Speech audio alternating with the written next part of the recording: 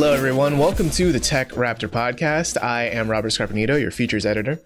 Andrew Rotten, editor-in-chief. Rutledge Doggett, site founder. And Andrew Stretch, quality assurance editor. Yep. You can blame him for all of our mistakes. I was about to say, he's overworked. Oh, yeah. This week, we're going to talk more about Shin Megami Tensei 5 and a little bit of Inscryption, so stick around for that. But first, let's dive into the news. The Grand Theft Auto Trilogy is doing very well. Everyone is playing it and enjoying it, and there are no bad stories to be found on the internet, no bad tweets, no bad bugs, because it is the perfect remaster of people's favorite games from the mid-2000s. Isn't that right, guys? No story here? Yeah, Really? you should go That's pick it up immediately. I heard that everything was broken. Yeah. No, it's the juggernaut of gaming, knocks it out to the park again. Perfection achieved. And that's really the story here. Yeah, like for once, it's the true objective 10 out of 10. That's right. Game. It's nice that we can finally settle on it. Gaming has its, Citizen Kane of gaming. It's 10 out of 10, but it's not in stars. It's 10 out of 10. People who purchase this game cannot run it. Yeah, there it is. Yeah, the GTA Trilogy has been a disaster. A bit of a someone bungled it up kind of vibe. To the point where it's like, I don't even know where to start with just the laundry list of how bad it is. Like every day, like something else comes out that is just like, oh, this is even worse than we remember. Because I remember at first, right, it was more of a like people were disappointed in the graphics, right? Like it didn't look as remastered as people liked it. It was demastered. Yeah, and I would have thought if that's it for the story, disappointing, but whatever. Yeah. But then it gets worse. I think that some of these bugs are hilarious, though. It had that big red flag in gaming that we know to look out for, and that's that little to no review copies were sent out, and the only thing that was shown of gameplay was one very selectively edited trailer. I know that there are definitely a couple of times that you'll see a game and the embargo will be either on launch day or maybe even the day after launch, and that's just immediately like, whoa, what's happening? There's a problem here. If reviews are meant to be a way for someone to maybe get a more in-depth look and in-depth idea of the game, for it to be out after people can purchase it, it's not like, it's never like a game that is bungled this way. People push it out thinking this is going to be great, and then they're like, oh no, there's a poor reaction. They wholeheartedly knew that this was the storm that they were walking into, which is funny because it's really difficult to see the storm in amongst all of the seizure-inducing rain. Mm-hmm. Well, if you switch to first person, though, you'll be able to see the storm for like a second and then a really, really nice close-up shot. Isn't it like the inside of your face? Yeah, almost. You can see the teeth. But, oh, man. Yeah, the list of bugs are insane. I don't know, man. This is one of those where, like, I think this was very much a decision made in a boardroom somewhere, right? Of let's not let the reviews go out before the game goes live, because let's be honest, it's Grand Theft Auto. People will buy this. Like, no matter what anyone says, people will buy this day one, and then we make our money, and that's it. And I don't know. I wonder if this is a moment where, like that watershed moment where, okay, yeah, you made your money now, but will you make your money next time you do this? Like if GTA 4 remaster happens, which it might, according to some files in the remaster trilogy. Not like this, please. Yeah, that's the thing, though, right? Is that if they announce GTA 4 remaster, are people going to be like, yes, I want to buy it because it'll be just as good as this? I just want to go bowling with my cousin in 4K, please. Yeah, I don't know. It's like there's just so many weird mistakes that have just shown up in this. Like, I think to me the biggest one is hot coffee. That's still in the game. That's incredible that it was a mod. Well, I mean, it was a mod that restored content that was in the game files, so big that they were suing people for trying to reverse engineer it. And they just left it in. How did at no point in the process? Well, I mean, this might have been one of those like time crunch things, weren't able to pull it out, but just to Control F into the code base and search why for were they hot working with a version that had it anyway? Yeah. Like, That's true as well. This was figured out decades ago. 20 years ago, this was all sorted. That was one of the biggest. That is still one of the biggest controversies in gaming, and to just not even think about it is beyond me. Yeah. I mean, I think, we live in a world now where if that came out for the first time ever today, it wouldn't be as big of a deal, right? Because, 15 years ago, I think generally, like, the community was a little more conservative when it came to that stuff. Nowadays, people joke about Commander Shepard banging everyone on the Citadel, right? Like, I think now we have games like Subverse. We do have games like Subverse. Hey, if it came out today and it didn't have all the history behind it, it would be sold for $5.99 as additional content. Let's be honest. Oh, you want sex in the game? Here you go. Yeah. Buy the hot coffee DLC. Yeah. But yeah, now it's just, I don't know. There's like, that to me is a really big oversight because Take-Two spent millions of dollars having to deal with legal fees because of that mod way back in the day. You would think they'd want to nuke it from our memories, but instead they're like, nope, we remastered it. And like all of the other graphical glitches too, it's just, you can definitely tell where things are wrong. If you look at, I mean, I'm sure everyone here and everyone listening has seen the videos of running along the beach while it's raining, and you've got the rain going through entirely through like the boardwalk. But if you also like look where the sea curves in, the rain goes behind the water, but then you can still see it hitting the ground. That it's not too dissimilar from the issues we were seeing with Cyberpunk, where some people were looking out and every single tree across Night City was visible like on a top layer. Just whatever part of the process of like the where in the stack of layers of what the player should see, with like the HUD and UI at the very top, very forefront of players' minds and player sight. It just seems that the rain is in some weird spot in front of the background and the graphical assets, but still behind the ocean. Lack of fog. I've seen so many clips of people flying all the way up and turning the camera around, and you can see just the entire Los Santos as a map, as an island just sitting there.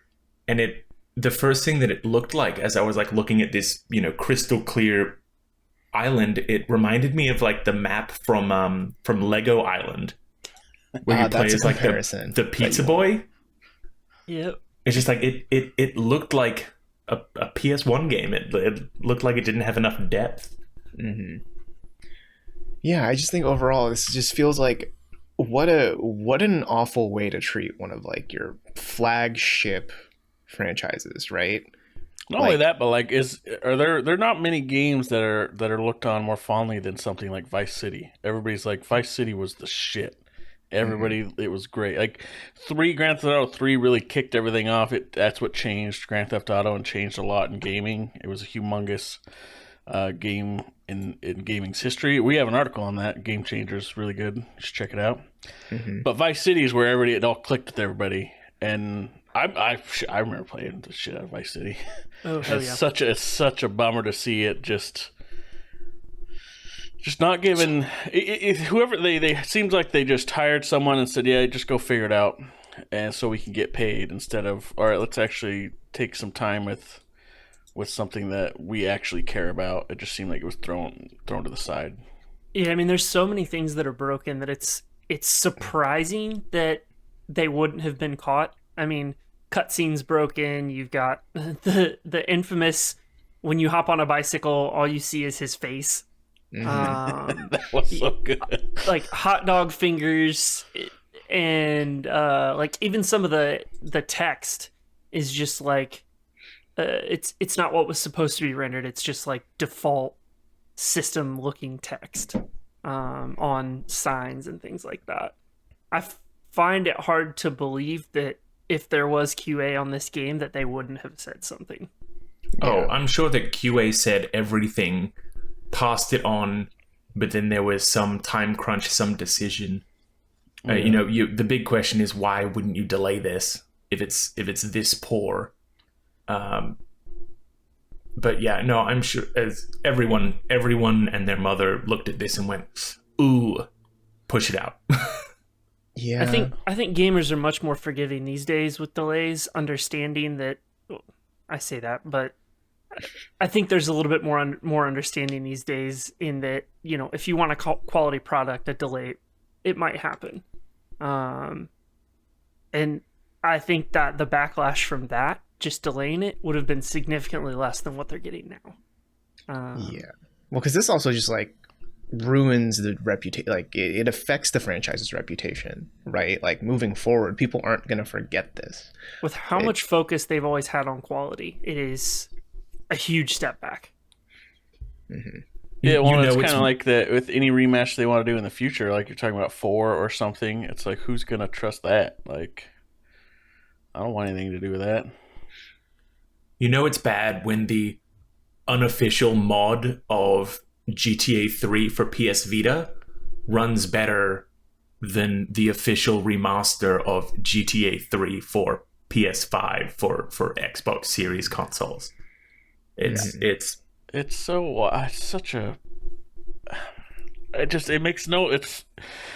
one of the things that just doesn't make any sense. Like, it's not like it was an anticipated game we knew was coming out for like the past 4 or 5 years. They're like, oh man, we can't delay it anymore, can't wait on it. But even that wouldn't make sense either, because they make so much money from GTA Online and like Red Dead Online, and well, more GTA Online than anything, obviously. And GTA 5 still sells like millions of copies a quarter. Like, it's still one of the best selling games every year. There's no reason to have rushed it. It's just it was such a really weird decision. Yeah, it's like, so now Rockstar is known as the company that so painstakingly cares about the details that there are horse testicles in Red Dead 2, but also cares so little about details that they shove this shit out there. It'd be like remastering the original Mario Bros, but using clip art. Be like, this looks better. Look at the colors. So awful. So we know that the game runs poorly, that it definitely shouldn't have been released. It's got so many errors. What do you guys think of Rockstar's approach to this? Not to be like, whoops, we messed up, but instead to pull it from all storefronts while they remove certain data from the game. I think that's worse. Yep. Mm-hmm. Yeah, it just feels so like tail tucked between the legs, running away from their problems, which is so weird for like a multi-billion-dollar, probably billion-dollar company. Billion-dollar company. Yeah. Like we've seen, it's any game nowadays will have all of its game code, dissected. We got all of those leaks from the Nickelodeon battle game that revealed like every single DLC coming out. But just the idea of, if the cat's already out of the bag, why make people angrier to pull it, to say you paid $60 for these games, but you can't play them because we messed up. Yeah, and I mean, also on launch, didn't like the Rockstar launcher just shit the bed for PC, right? So a bunch of people couldn't play it down for anyway. like 3 days. Yeah. Mm-hmm. And people just like couldn't play the game that they bought on PC, the games that are also bad. So it's like, I don't know, it's such a lose-lose situation all around. I can't like find that, well, at least they did this. You know what I mean? I can't find that silver lining. Like, somehow, I don't know why I'm thinking of Mario still. It's amazing to me that 3D Mario collection is a better deal and better game thing to buy than this. When that's literally just the game, like no changes really to the game, and here it is. Yeah, well, like, now you can't even buy it. Yeah, it's crazy to me. Yeah, I don't know, it's such a sad way because, like, you know, Grand Theft Auto holds that weird place in the games industry where, like, even people outside of video games, like people who've never really played Mario or anything, know of it.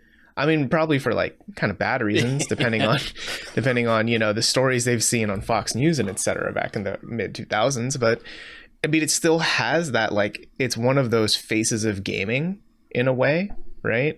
So it's just really sad to see it be treated this way, you know, especially when, you know, the Grand Theft Auto franchise as a whole, unless you're one of the many people enjoying online, it's kind of felt stagnant, right? I mean, GTA 5 is 2013, nothing really since then, like no GTA 6, no GTA San Andreas stories or whatever, right?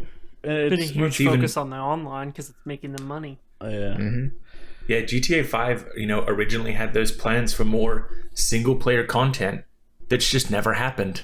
And I think they even like removed from wherever on their site, you know, it said we're planning multiplayer and single player content. They, you know, removed that completely and have just focused on the multiplayer. For as much crap as we give like stuff like Skyrim that got another release, you know, just this week. But it added fishing. It did. That's true. That's true. Yeah, that's worth the $50 price tag alone. The fact that you can play GTA, and I know that they started phasing stuff out for the last gen consoles, but the fact that GTA 5 has been just pure games as a service, and what for PS5 they're planning on releasing it as a standalone or something. What is? Well, they're giving PS Plus owners like $1 million in-game dollars a month until the release of the new series. Or well, it's like a port, right? I mean, yeah, like they're just making it for PS5 and Series X. Oh yeah, sorry, yeah, because it was a 360 PS3 game originally, wasn't it? Yes, I totally forgotten. Yeah, it's hard to forget. It came out on the 360 and PS3 first, then PC, then PS4, PC, and Xbox PC came One. with the first person mode. Right, that isn't bugged, as far as I'm aware. Yeah, it works. Oh, that's so weird. I totally forgot that was 2 generations ago. Get back a little bit.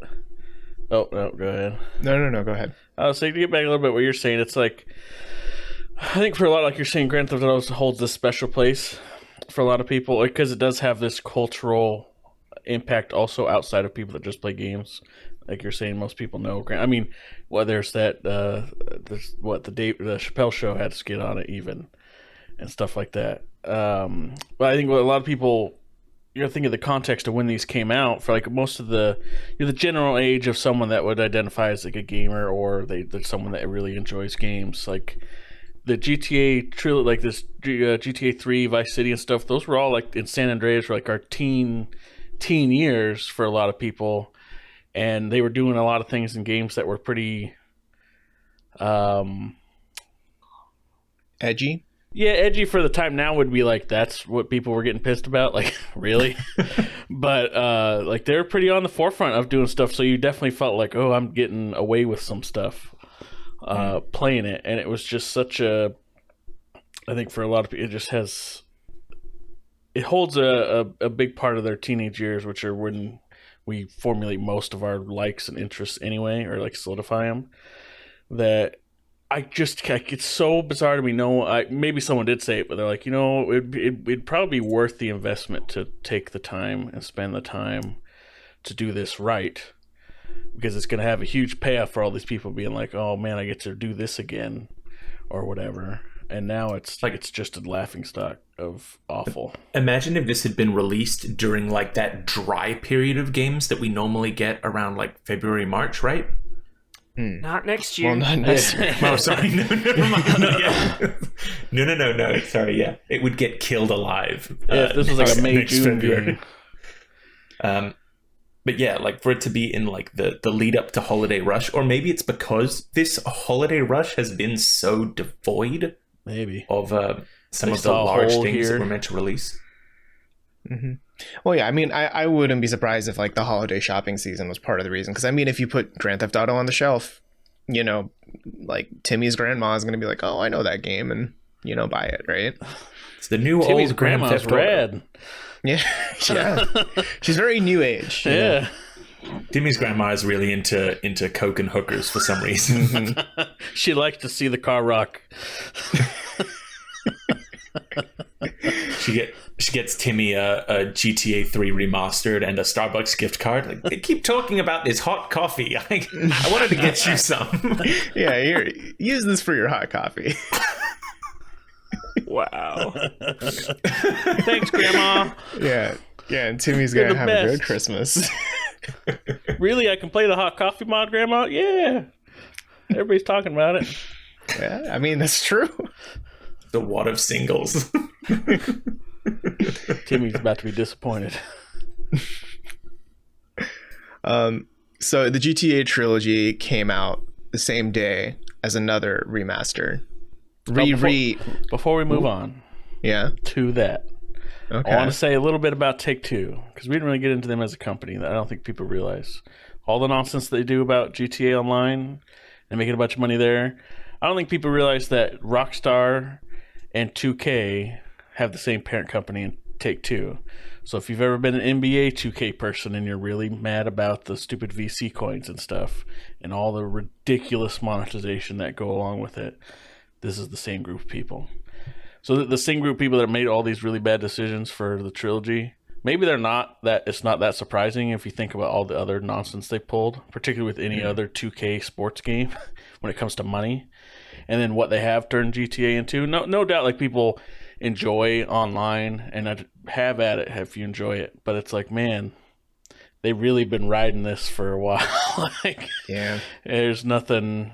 Granted, Rockstar did put out Red Dead 2, which is amazing, but. Well, it's the occasional gems, right? Like I think, like Civilization, right? That long-standing turn-based 4X game is under this same banner, and it hasn't turned into a casino yet. It's true. I would not be lying if I said I'm worried about whatever Civilization 7 might look like, but occasionally, yeah, they do release like decent games because this is the same house that, like the big house that also released like BioShock, right? Yep. So they there are do occasional definitely do good that, ones. but they definitely have the edge of they have no problem. Swindle's maybe not the right word, but they definitely want to manipulate people out of their money.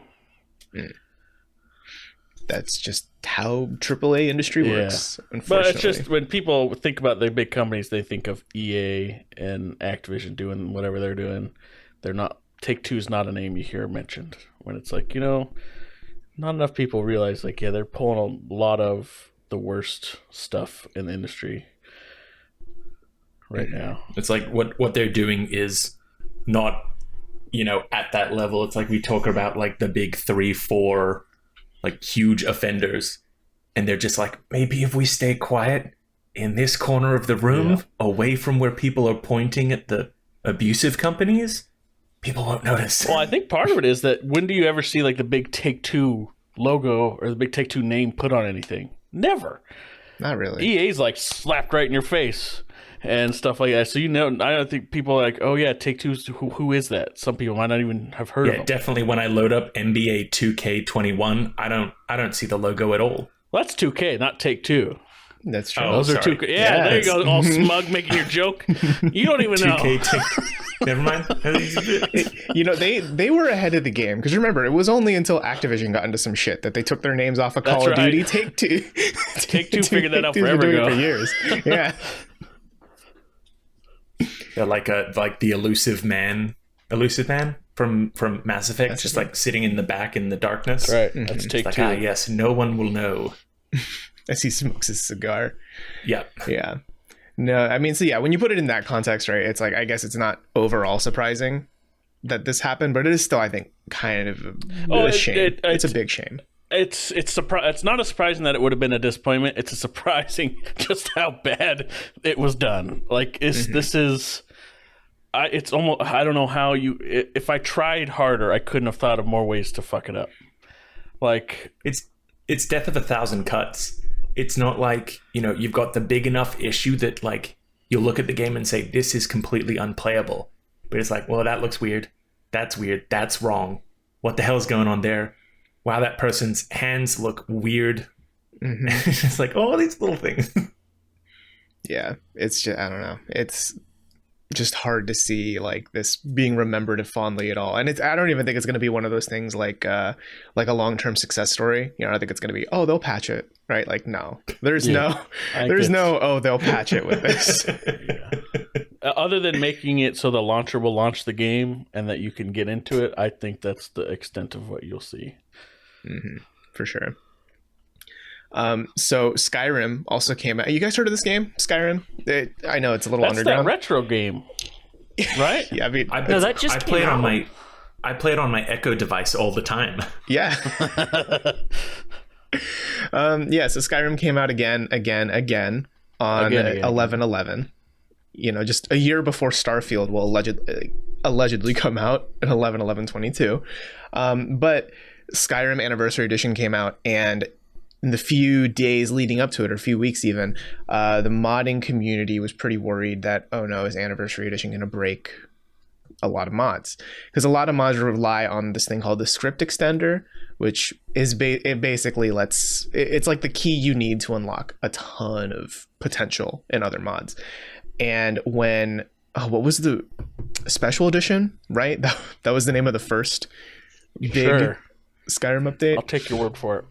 Yeah, when Special Edition came out, that broke the script extender for a while. So that means a lot of mods from the original game couldn't be brought over.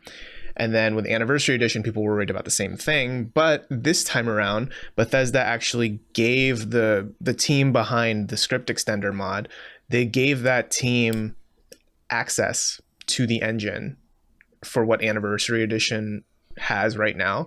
So as of this recording, as of like launch day last Thursday, your mods will be fine if you install the Anniversary Edition script extender, which is pretty cool, I think, of Bethesda to do that. Yeah, I think this time around they understand a little bit better how integral modding has become for all of the Elder Scrolls games. You know, even Morrowind and Oblivion have levels of modding to them that people do on a regular basis. And I think they understand that they risk alienating not only players who might want to hop into this upgraded version or with minor changes. They knew it would have been a bad idea if they didn't address this like they didn't last time. Mm-hmm. Well, I think there's a recognition there that we wouldn't be talking about Skyrim right now if without those mods.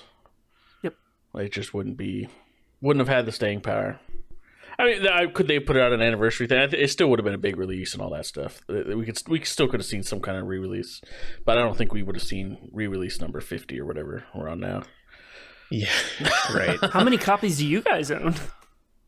Thankfully, I was going to say, one. I'm a Game Pass subscriber. Does that mean that I just have the newest Anniversary Edition? I actually don't question. think. I don't think you do. I think you have to pay for you will have access to Special Edition. But then you have to pay yeah, because I knew that I had Special Edition, but I was just like, man, I should really give Skyrim another shot. And I was like, wait, do I own it? Do I not own it? Yeah, I think it's kind of treated more like DLC, sort of. Well, isn't the anniversary one, doesn't it have all that DLC just included and those mods, those paid mods in it? Yeah, it has a ton of the Creation Club mods in it.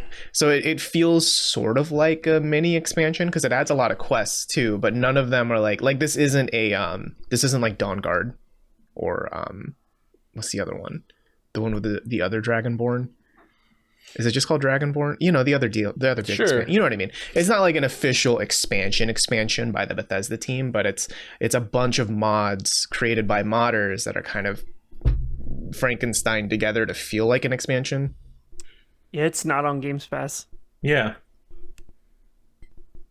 But you can get the $18 Anniversary Edition for $18. Yeah. $18 with your Game Pass membership, or $40 with no discount if you just want to buy it outright. Mm-hmm. Yeah. I wonder if, because like a lot of the plan that we learnt later with the Special Edition was that they wanted to pull mods into their storefront. I wonder if, like, having had that experiment happen, that kind of as they were in flux between like, what is allowed, what isn't allowed. Are we paying mod developers? Are we not paying mod developers? I wonder whether this is just like the happy balance that they've found of like, yeah, you can mod it, but if you don't want to get into the complicated stuff, here's Creation Club. Like, if they're seeing enough return on that investment that they don't feel the need to also like edge guard out any of the quote unquote superior mods or more expansive mods. Mm-hmm. Yeah, because some of them are pretty insane that people have created. Just like entire new quest lines, all that kind of stuff. Like, I'm always quite impressed by the modding community around Bethesda games, especially in like how far they will go to create additional lore, additional stories. Just all of it just is crazy to me. I mean, I just that like level having of love for a game to essentially build your own. So. Yeah. Lest we forget, the Forgotten City, which is now, I think, also on Game Pass, started as a Skyrim mod. Mm-hmm. Right. I love that idea of a company taking the people who are doing great work. It's kind of like what we were talking about before with the Black Mesa and stuff, like that idea of, yeah, you're someone who has like taken time to dedicate to building something out for the game. Yeah, you can put it on our platform. Same with, back in the early days, like map makers and mod makers, getting hired by the company to say like, you obviously know what you're doing. We don't need to train you. Come and continue doing what you're doing, but do it with our company. Yeah. I always love that idea of a company accepting that, to be looking for that talent. Mm-hmm. When you brought up Valve has the greatest history of that. I mean, Yep. Team Fortress was a Counter-Strike mod, and that got built out into its own team. They hired the Portal people because they were making their own little game, and they liked it with the Portal mechanics. So like, hey, come help us make this game. And so they've got a great history of doing that kind of stuff. And just support, like, it's crazy that what companies support something like Black Mesa, like you're saying, which is a remaster of a classic game made by a fan, and they're like, yeah, well, I mean, it's the unofficial official version of it now, which is crazy. Mm-hmm. Mm-hmm. If only Rockstar would have tried that. They've got their talents. Yeah. They just put them elsewhere, like on horse testicles. So let's move on to some of the games we've been playing. Before we move on, I do need to no. mention that as the resident Elex shill, Elex 2 got its release date of March 1st. It's a shame we've run out of time. Yeah. We're gonna Yeah. Yeah. So hey, Otten, what have you been playing? And please don't say Elex 2. I have more self-respect than that. Not much, but enough. No, I have been playing. Truthfully, I've been playing a lot of more. Not a lot. Stardew Valley, but I'm talking about something else this week. No Stardew Valley porn this week, or Warcraft 3 porn. Just this week. Oh well, I'm not. I can't speak for myself in the future. I don't know what future me's gonna do. That's fair. No, I've been playing. It's an interesting game called The Last Spell. It's in early access on Steam right now, and it's one of those survive against hordes of enemies as you build up this town kind of a thing. But it's not RTS-y. Like most of them are like something like They Are Billions or whatever that one game Rep mentioned a few weeks ago. Against the Storm? I think that was It it. might have been I that. think so. Anyway, so it's not like that to where like you're building a base and then sending out your own units or whatever, or like a tower defense kind of thing. What's interesting about it is that you do have a town around you where you are building up walls and you're having to protect yourself from like these zombies and other crap coming at you. But it's a grid-based combat system where you have heroes that you set around the four different sides of your base to protect it, and they have movement points and stuff like that, and mana and stuff that you have to juggle. You have to be careful with because it doesn't all come back after every wave and all that kind of stuff. So it's just an interesting spin on that kind of genre because most of them are kind of action RPG-y, and this is more like a tactical approach to it. But so it's a like lot Fire more Emblem-y? freeform. Yeah, a bit.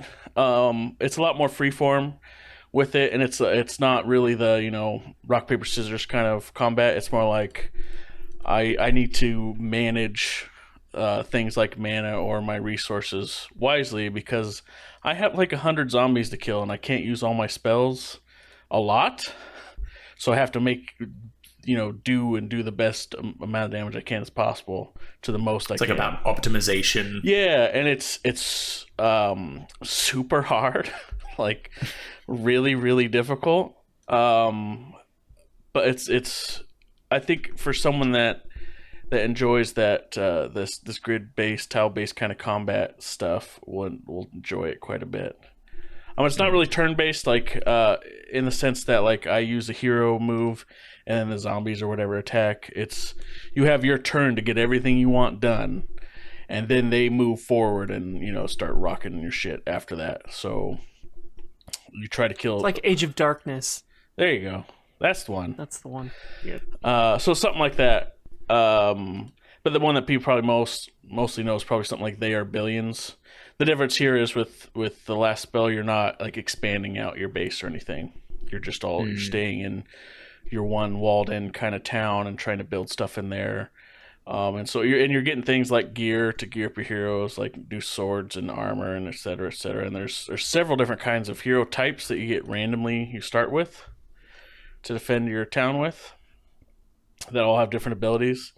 Some are seemingly more useful than others, and you're like, when you get one, you're like, I might as well just restart. Like, or it's probably because I just don't know how to use them or whatever it is. I'm sure they're not just awful, but it's got a lot going for it. It's definitely one of those that's perfect for getting a run in and calling it a day if you just want to play something real quick. What's it on? I think it's Is it just PC just on or PC, I think. Okay. Yeah, because it's early access, right? Yeah, it's early access on Steam, but I don't know if it's on other. It came out in June. Other stuff. Yeah, it's been out a little while, but it's definitely really neat. Yeah, well, that's the last spell. It sounds pretty fun for sure. Rut, what have you been playing? A lot of Forza over the last week, to the point that I had to order a new racing wheel because mine was starting to stick. A little bit of road rage. That's kind of what you get for buying a cheap wheel rather than just shelling out at the start. So I've got a Logitech G920 coming in the next couple hours. So if the first racing wheel was sticking, does that mean this new one you've purchased is an automatic? Oh, I get it. Well played. Yeah. No, I you were definitely the drive automatic quality because I do assurance not guy. know how to drive a stick. That's not going to come in clutch. I get it. Jesus. Let's kick So are you this playing thing the outta game here. in? Are you playing the game in manual or automatic? Automatic. I gotcha. The G920 I ordered has the shifter, or not the shifter, the clutch and everything and the pedals, but you have to buy the second, like another accessory to be able to do the true like stick shift type functionality. I'll probably use Forza as a way to kind of learn how to drive a manual. Which is a weird thing to say. No, there's so much about driving stick that is in the movement and the motion of the car. This is going to be a bad litmus test. No, don't listen to him. Oh, I don't plan on ever actually doing it in real life. No, I think you could learn 100% from this. You can do it. Yeah. I believe in you. Yeah, so hey, listeners out there, if you have a 15-year-old learning to drive, put them in Forza. That's right. They'll be fine. This is going to be how Let them learn how to Rutledge take a turn joins. at 223 miles an hour. This is going to be how Rutledge, as his as a grand CEO, joins the space race by just getting really good at Kerbal Space Program. Yeah. So if you're going to do Coming that, for you, Elon. you might want to look up the price to replace the clutch. What's the new one cost? But Yeah. But yeah, I've been playing that a lot. My only complaint with Forza so far is that the multiplayer is just not there. Like you can join convoys, but my buddy and I were trying to essentially race with each other on a regular basis, like in the online version, and it would put me into a match, but not him. And so he would be sitting there waiting for the next event to start while I'm racing in the one that's going on, along with just really frequent disconnects and some other just strange issues. the online is very good in terms of, generally putting you with people that are somewhat in your skill level or area, but playing with friends is just not as easy as I thought it would be, unfortunately. I wonder if that's something that will get better when, it's got that player base high at the moment. As that kind of dwindles down, as is natural for any online game, I wonder if that's going to make things more reliable. Yeah, I know the first couple days were kind of rough. There were a lot of disconnects. Even when I wasn't trying to play with a friend, it was, kicking me into single player mode pretty frequently. So I'm sure part of that was just servers trying to keep up with the load. But I mean, fundamentally, it's a really, really enjoyable game. The voice acting can be a little over the top, but the combo, the music, and the driving, it all feels really, really good, especially with a wheel. Definitely a lot more immersive that way. Yeah.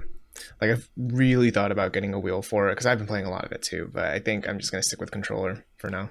Bro, Amazon, you can do an installment plan with them. And so even though I could have paid full price for the wheel, I was like, $50 every month? Okay. So especially while I'm waiting for the refund for the other one to come in. I don't know. That's one of the most ridiculous. I'm on a payment plan for my racing wheel for a game that I'm. Hey, it's not unheard of to do a payment plan for a car. Yeah, exactly. I did it with our home gym equipment too a couple of years ago. So yeah, you just took out a very small loan. Yeah, and they don't charge interest or anything either. So it's for people who may be considering a wheel or something like that, but the G920 is outside of your price range. There is that option with Amazon that you can, you pay. I think I paid $67 up front, and then it's $50 a month for the next 4 months, and then I'm done. So here's where we it's announce pretty helpful. The Amazon sponsorship. Yeah, there it is. How's the checks in the mail? Yeah. Yep. I'm going to space with Bezos. Good. So he can cut you off in your interview afterwards. But other than that, I've also been playing the Outer Worlds for the third time. How's that with the racing wheel? It's really good with the racing wheel. Yeah. I bet you could. I mean, someone out there has beaten Dark Souls with a racing wheel. I mean, somebody played Mario Kart with a banana. So, I've seen Super Mario Odyssey with a DDR pad, and Kingdom Hearts 2 with a DDR pad. Somebody played Dark Souls with the drums from Donkey Kong. The DK bongos. Yeah. But so Outer Worlds. How are you enjoying it for the third time? What made you pull it up again? Yeah. I don't remember. I think it was on sale, and I was like, you know what? I just want to play kind of a narrative-driven game. What do you mean on sale? It's on Game Pass. Stretch feels so betrayed right now. Yeah. I want the achievements on Steam. Okay, that's probably the worst reason. This might have been the worst exchange I've ever heard.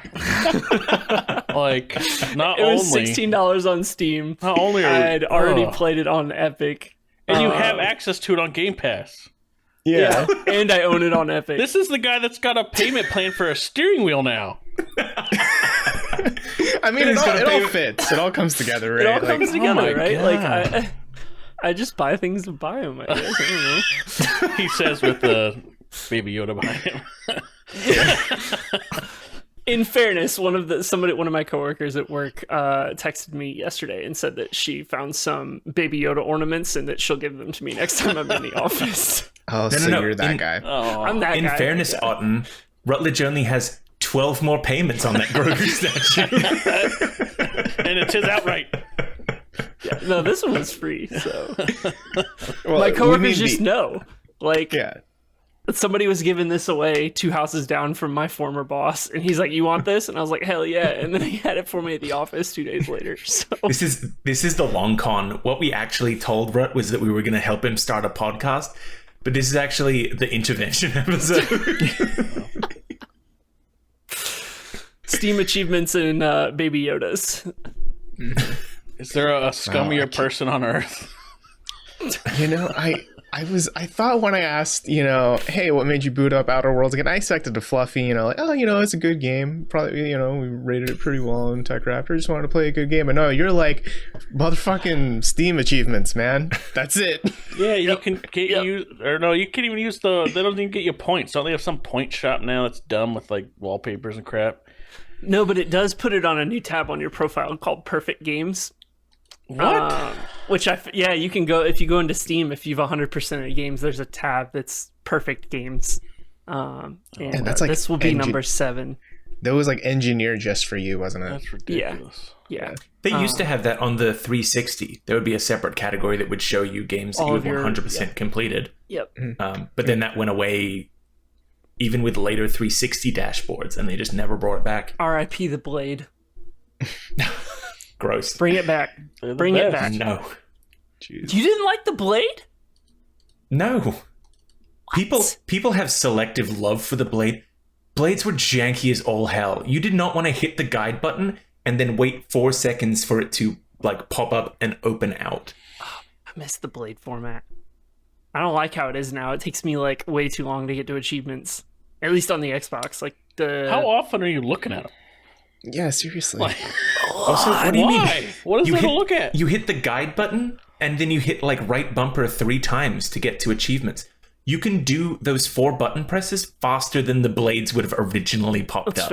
That's fair. I will admit the blades were slow. Yeah, but that's just because they're on inferior the look hardware. of it, though. Yeah, it was inferior hardware and also an inferior desire to check on achievements. That's the vibe I'm getting right now. I don't know. When Gamerscore was like first came out, it was pretty hot stuff. Like it was. Yeah, I guess people were pretty high on that.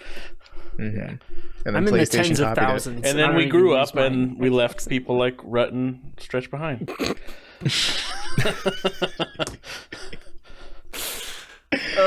This is just gradually going to become more and more the Roast the Founder podcast, I think. Yeah. So I mean, as I reveal easy. more and more of my extremely fucked up flaws. No, we're just, you're just, you got a bunch of normie interests that we got to make fun of. I guess so. Just Well,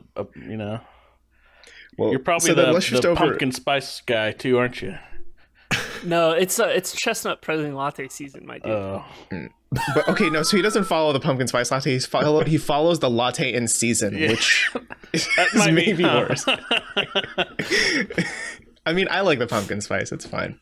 But how about we shift away from... Let's go to the least normie thing possible. Stretch, can you talk to us about Shin Megami Tensei 5? True. So from last week where I had like kind of gotten into the start, I've now finished it. The review's out. Gave it a 9.5 out of 10. Ooh. It was so much fun. It's so... when you're playing a game and you're like, this game understood the assignment?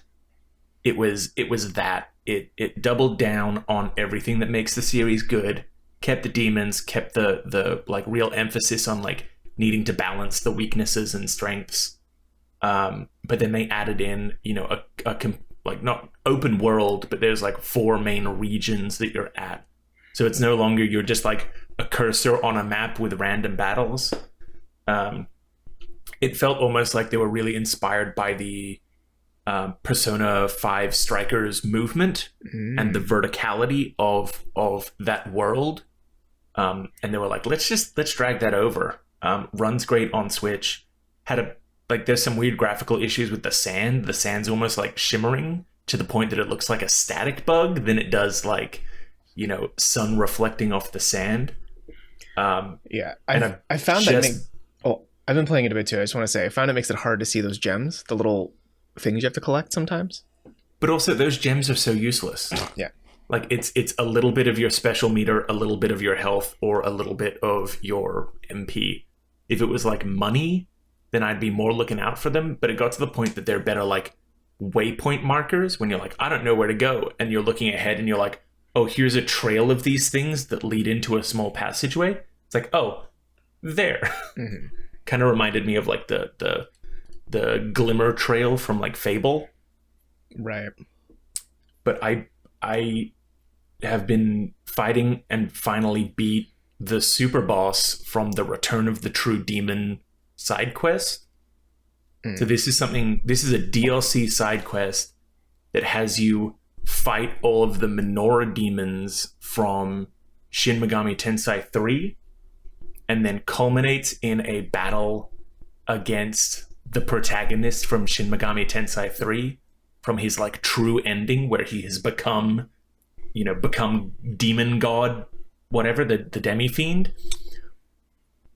Fuck that battle. Pardon my French, but goddamn. Sounds very anime. It does.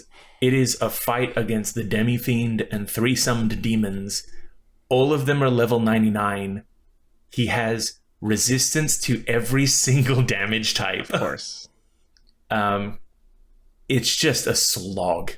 Is it's this like the Sephiroth fight in Kingdom Hearts? Like, it's that secret hidden, super hard thing. It's by far the super boss, but like Sephiroth is doable. This is just next level.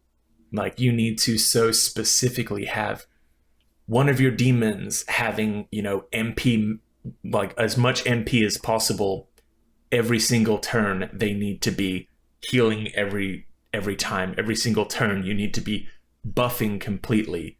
You need to figure out ways that you can maximize your special meter so that you can activate abilities that like force you to get critical hits, so that you can get more than just 2 attacks in or 4 attacks in, because they're resistant to everything. This might be one of the worst super bosses I've ever fought. Fighting it for the first time, even though my main character was already level 99 and all of my demons were around like the mid 80s, they wiped me out in 2 turns. Is it just hard to be for hard's sake, or is there like an actual like strategy that's interesting to engage with, or it's just like hold on to your seats and pray to God? Like, it's a little bit of both. It's very much like, you've been able to skate by with like, oh, this boss is really strong, but he's weak to force. So as long as you like get 1 or 2 force attacks in per turn, then you get more turns so that you can do more damage and stuff. But this is like where all of the other battles are like, maybe 30-40% strategy, 60% you can kind of wing it. This is like, you need to go in planned. You need to know exactly what you're going to do, who you want to target first, and just deal with it. And just that battle. It reminds me a bit of again, to compare it to the better Atlas game, Persona 5. It's like those in Royal, right? There's the protagonist boss fights at the end, like where you can fight the protagonist from 3 and 4. It's like a similar thing to that, is what it sounds like, because those were also like level 99 end of game super boss, like stupid hard. Yeah. So I don't know. It sounds like it's fun though. Question mark? Did you beat him? You said you beat him, right? Yeah. Barely. But that was after meticulous planning and power leveling. And how long is it, like, from beginning to end? Like, if I were to go in and do it, not all the attempts together, the one successful one. Just the one attempt to beat him, or the game? No, that boss. The boss. Oh, I mean, probably 30 minutes or so. Because I'm wondering, because I was thinking back to like some of the Final Fantasy VII secret bosses. It's like, all right, set aside 2.5 hours. Yeah. Well, and 1.5 of those hours is just animation. Yeah. That's true. It's form changes and cutscenes and special attacks and. Yeah, I mean, I just started playing SMT5 and like last night, because I haven't really had a chance to boot it up before then. I don't know. It's interesting, right? I think it's very doom and gloom. It's very like gods everywhere and demons and angels. It's like a lot of lore dump right at the beginning. Oh yeah. Mm-hmm. This was, I think, because like when I played 3 earlier in the year, this was the first time I'd played 3, and a lot of like the vernacular and just the exposition dumping at the start really caught me off guard, and I felt confused for a lot of the game. But there's a whole lot of like everyman characters and other NPCs that you spend more time with, or like even the voice of Aogami in your head that can kind of explain things to the character and by extension to you that the lore dump sucks, but I feel like it's probably one of the better lore dumps than I've had at the start of a game that really needs it. Right, that's fair. Now I'm hoping to dive more into it and see how I feel about it. But the game that I did spend a bit of time on for the past week that I want to talk about is Inscryption, that Devolver Digital joint. Because I've been hearing a lot of buzz about it. Have any of you all played it or any interest in playing it? I've looked into it a lot, and I wish I didn't know as much as I know now. If you having played it know what I mean. I do. Especially, I mean, if people realize this is if everybody played, what is it, Pony Island, right? This is the developer of that, and if you played that, you're like, what the hell did I just play? This apparently this has a similar thing. Yeah, it super does, and it makes me sad that I don't like. So you start the game, you're playing, first person, right? You're walking around. You can walk around this cabin and get up, but for the most part, it's a card game. Think Slay the Spire vibes, right? If you die, your character dies. You play as a new character, and you're building a deck, and you're trying to beat this mysterious figure across the table, right? And it took me maybe like 4 or 5 hours because I'm bad at card games to beat this guy. And then after that, the game change. It becomes something else. And I won't say more for spoilers, but it's if you played Pony Island, this is the same guy who's like super meta. Like you have to delete files on your computer sort of shit to beat Pony Island, right? Like this is similar in that vibe. And what makes me sad is by the time I got to the point where things started to change and I'm like, okay, now I'm really interested in this like meta weird outside of the game narrative, I was really sick of the card game part of it, and I really hoped, okay, so now if the narrative is going to change, it's all different now, I'm hoping the card game bit changes too. And then the first interactive moment in the new age is it's still a card game. At the end of the day, it's still the basic card game that you learn in the beginning. I mean, it's a lot more fleshed out now, but it's still the same idea. And I was like, I don't know if I'm going to stick with it because it's the same, thing you've been doing, which it kind of, for me, just didn't click as much, which is a shame because now I know about some of the shit that happens at the end. And I'm like, that would be really cool to discover in the game. But I don't know if I want to do the gameplay to get to it. But I think if you're a fan of meta narratives, is this a video game? Does it know that it's a video game sort of stuff? And you like card games? Inscryption is definitely that for this year. It's very good at what it's trying to do. I'm not sure if hearing that description, I'm interested in trying out the game or somewhat terrified. Maybe both.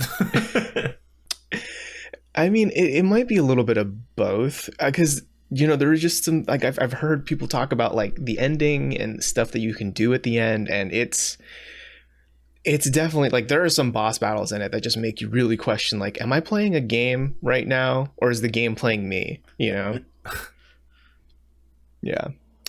But I don't know. I think it is interesting. I think it's going to be one of those games that a lot of people will talk about at the end of the year as we're approaching it, right? For game of the year sort of stuff. It has that interesting spark to it. I just wish the gameplay, the actual moment to moment, what you're doing to progress clicked with me more. Mm-hmm. I don't know if it does. Yeah. It's always interesting to see stuff do. Well, it's kind of, I think, that's one of the many reasons people like something like Undertale, because it was so different, and it did that meta kind of stuff in a way. Because the Undertale and Pony Island felt very similar, you know what I mean? Obviously, they're not the same at all in terms of the game, but anybody that can execute that very well it's always very interesting. Especially, I think it for people that play a lot of games, and since obviously what we're doing right now, we play a lot of games. Allegedly, something that plays with the norm or the expected is always going to be extremely interesting to a group like us, because it's not that we just like the games, we love the medium so well that something that plays with how that works is always very interesting. And Inscryption seems to tick all those boxes in that not only does it know how to like play with expectations and like what is a game, but it does it super well. Yeah, and will surprise people. Yeah, like I don't think this would appeal to like if you're a more casual gamer, like, you know, you pick up your yearly, you know, sports games and whatever, and that's kind of the majority of what you play. This is super not going to appeal to you, probably. I would bet. Yeah. You know, it's definitely one of those like, you know, that's how it always is with meta anything, like a meta TV show or a meta movie, right? Like you have to appreciate the format a bit too to like really let it all click. Does it like those moments that you're kind of alluding to where you're not quite sure if you're playing the game or the game's playing you? Is it kind of like how you know, how people still talk about the Psycho Mantis fight, or games like Eternal Darkness that would like mess with your sanity and like pretend to mute the TV kind of thing? Or is it more meta than that? It's more meta than that. Okay. And I won't say anymore in case there are people out there who like somehow haven't heard of Inscryption until now and we're like, oh, this sounds like it's my jam. Yeah. If you think it is, it might be. So I'd go for it. Cool. Yeah. Well, that should do it for our podcast this week. We hope you enjoyed. And if you did, feel free to leave us a review on Apple Podcasts, or if you're listening on YouTube, you know, give us a like, a thumbs up, comment down below. Let us know what games you've been playing for the past week. We'd be interested to know. Feel free to let us know how insane Rutledge is. Yes. Yeah. Tell him to stop kissing his baby. He's doing it right now. It's kind of gross. There's like a worn out spot on the doll. It's weird. No. Bruh.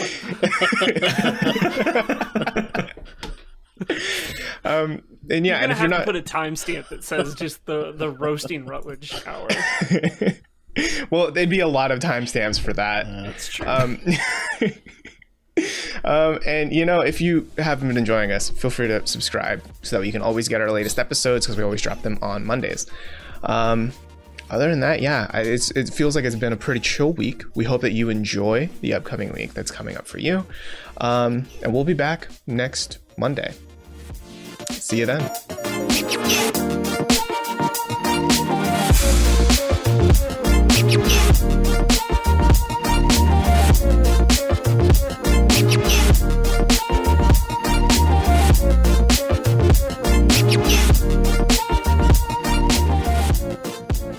But then he's also gonna make sure that Grogu is tucked in, has his milk bottle, his blue milk bottle,